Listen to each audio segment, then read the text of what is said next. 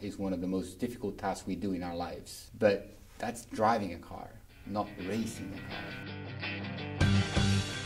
Driving cars, it just became very addictive. The adrenaline of it, the fact that you get to manipulate a car to do the things that you want it to do, and then ultimately when you do your first race and you have that feel of competition, it kind of cements it.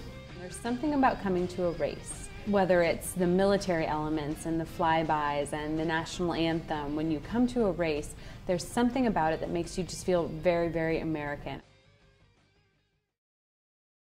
Series like NASCAR developed because it spoke more to people racing out on the backcountry roads and things of that nature, and just brought it more to down to a level with the American people.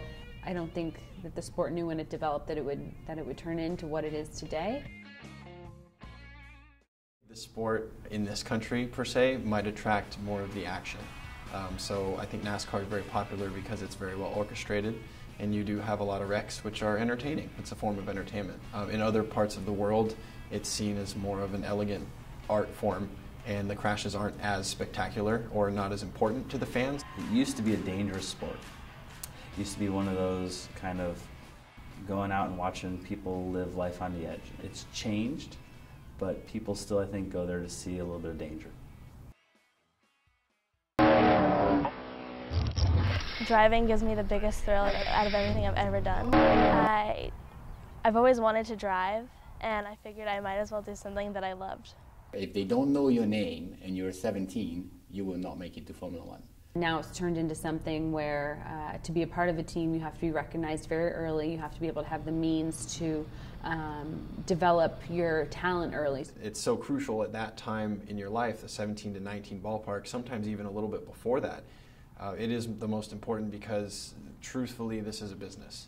The business side of it is investing, in these people younger, so that their return on their investment is potentially greater in the long run. There's a lot of money in it if you're good at it.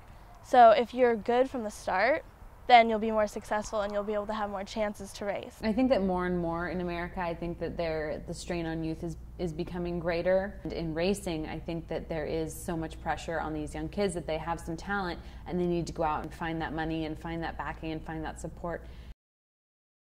The problem is that when you are your age, which is where you should be already peaking if you wanted to be a race car driver, you either don't have the portfolio, the knowledge, the connections to get those deals done. And most of the time, people aren't quite mature enough to have the business sense that they need to be successful at that age. Now it's just this mega $1-million series, which is very tough to get into unless you're recognized at such an early age or you come in with corporate and sponsor money. You're always supposed to be the best when you're younger. That's definitely how America is.